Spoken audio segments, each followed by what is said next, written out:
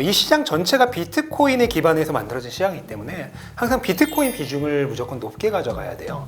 그래서 본인이 얼마나 공격적이냐 보수적이냐에 따라서 달라지겠지만 아무리 공격적인 분이시라 하더라도 비트코인이 무조건 절반 이상은 있어야 된다. 그러니까 50%는 무조건 있어야 되고, 사실 일반인들이 좋은 알트코인을 고를 수 있는 방법은 거의 없습니다.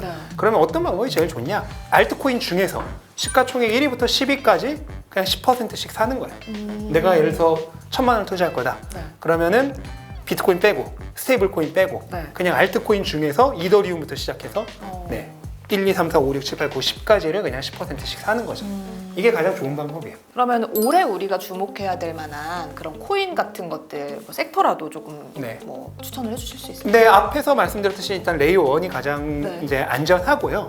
다만 수익률을 원한다면은 트렌드를 따라야 되는데 이번 사이클에서 최대 트렌드는 두 가지인데, 하나는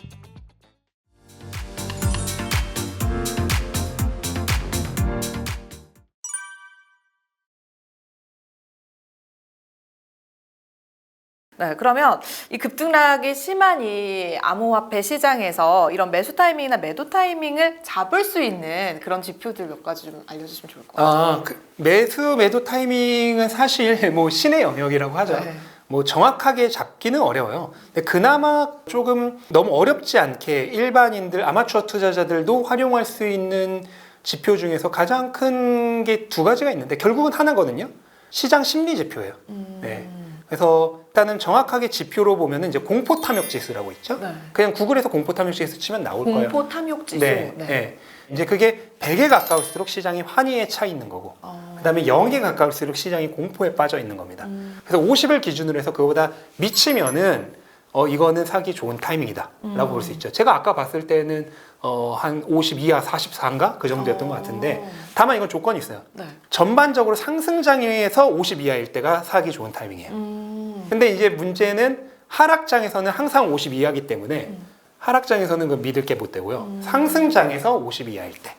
그리고 더 낮아. 예를 들어 30이나 20대까지 떨어진다. 그럼 정말 두 번 다시 없을 찬스인 거죠. 그러면은 그 공포 탐욕 지수.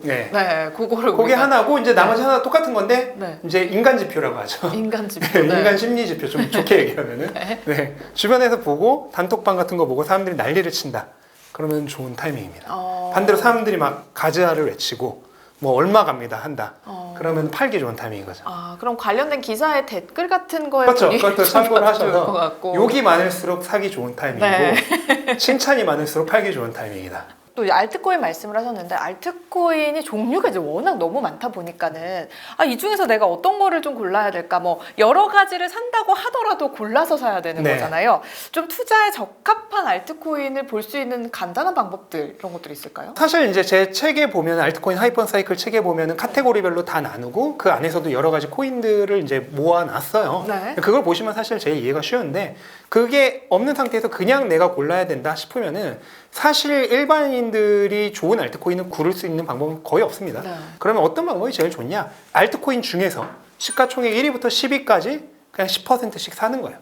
내가 예를 들어서 1,000만 원을 투자할 거다.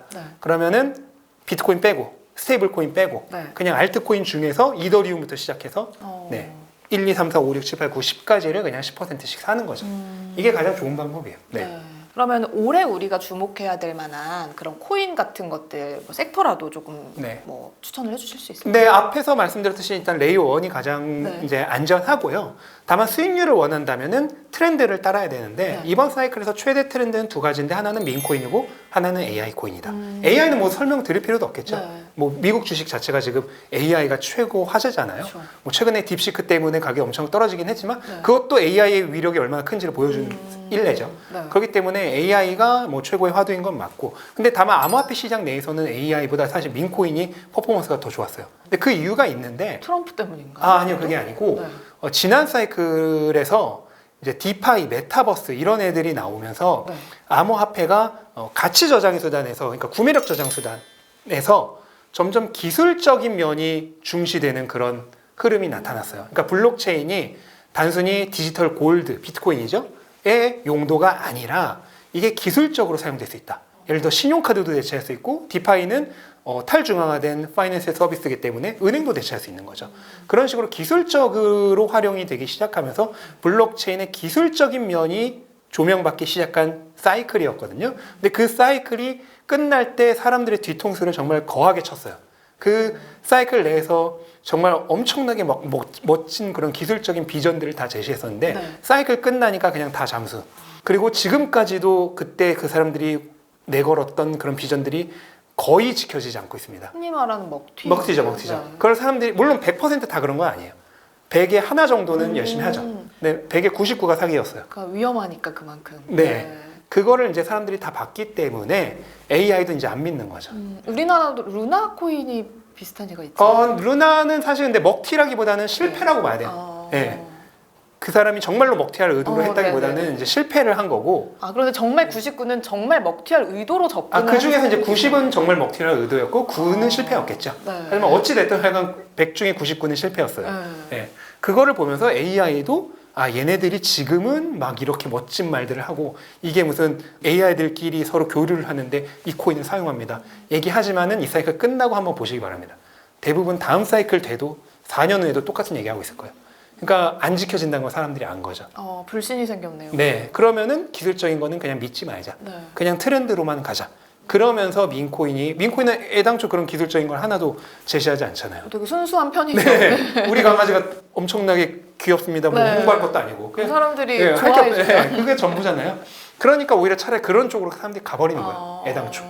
그러면서 민코인이 이번 사이클에서 가장 트렌드한 면을 보이고 있고, 그래도 어쨌든 지금이 AI 시대이기 때문에 AI가 그 뒤를 이어서 이제 어떻게 보면 쌍두마차, 축구로 치면 투톱 같은 역할을 하고 있는 거라고 보시면 되죠. 그 말씀하신 것처럼 밈코인 성격이 조금 다르잖아요. 네, 완전히 그럼 다르죠. 내가 네. 밈코인에 이번에 한번 관심을 가져보고 싶어라고 했을 때 그것도 이제 뭐 1위부터 10위까지 매주 하는 거 그것도 괜찮은 건가요? 민코인은 근데 그렇게 하면은 좀 한 5위부터 10위는 나중에 보면은 없어져 있을 수 있기 때문에 조금 위험하고 조금 더 좁혀서 1위부터 5위 정도까지만 보는 것도 괜찮을 것 같아요. 네. 더 좁힌다면은 그냥 한 3위 정도까지만. 네.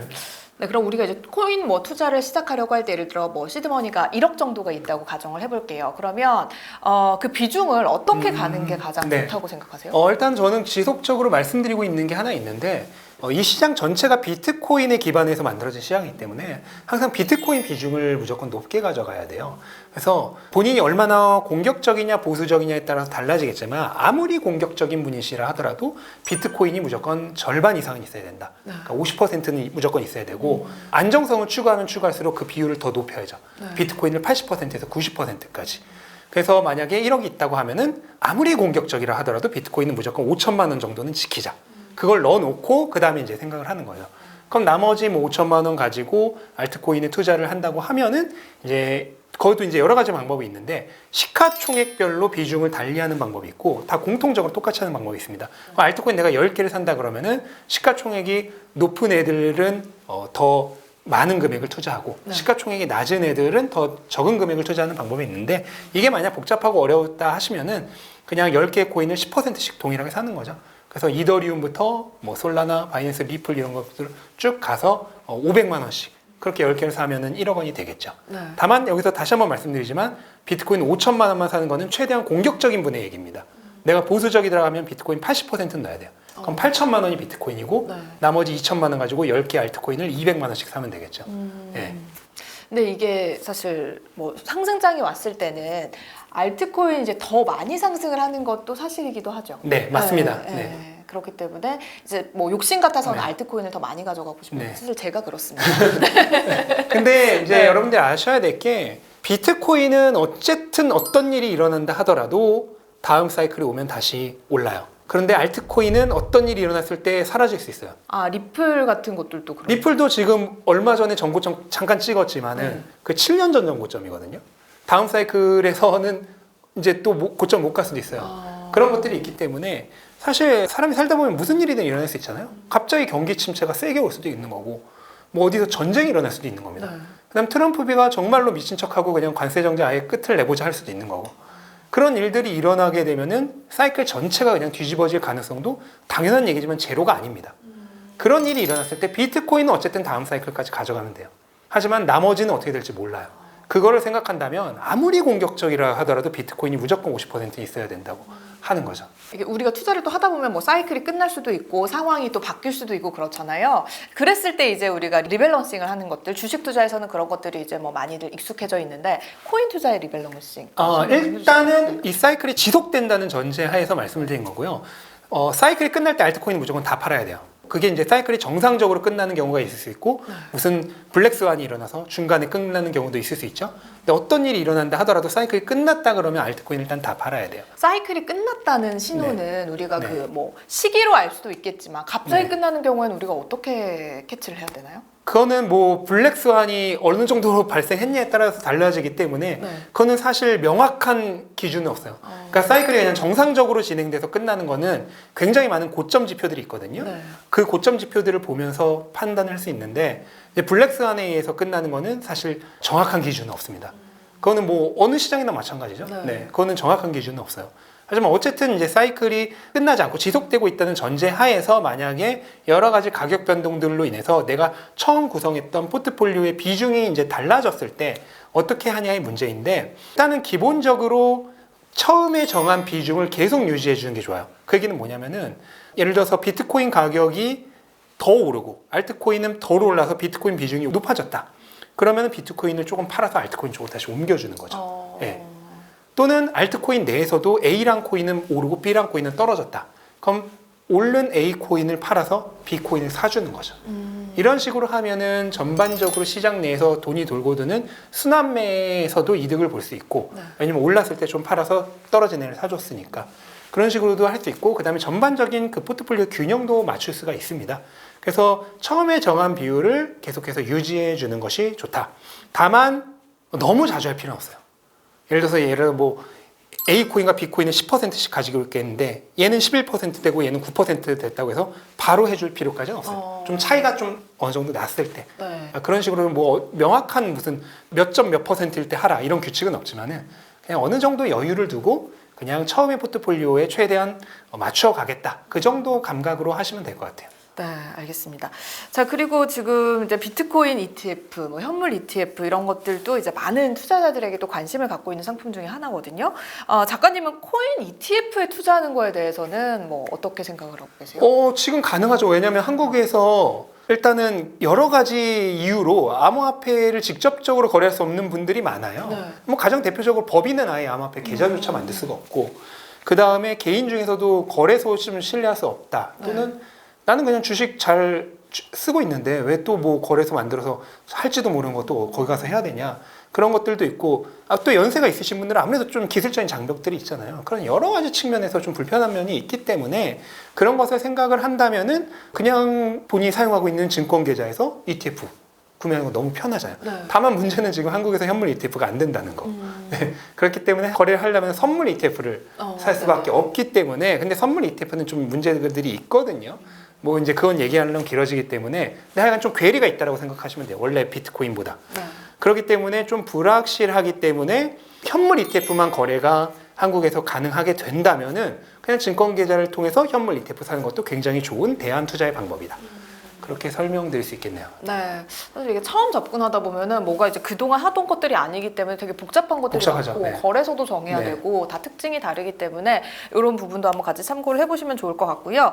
마지막으로 이제 코인 투자를 하고 계신 분 그리고 이제 하려고 하시는 분들에게 지금 시점에서 가장 필요한 조언 어떤 걸까요? 비트코인 사이클은 알트코인도 마찬가지고 이 상승 3년차 중에서도 마지막 그 3년차가 제일 상승률이 큽니다. 역사적으로 그랬기 때문에. 지금이네요. 그렇죠. 특히 2년차가 약했을 때 3년차가 더 강했어요. 근데 이번에 1년차가 150%고 2년차가 120%로 약했거든요.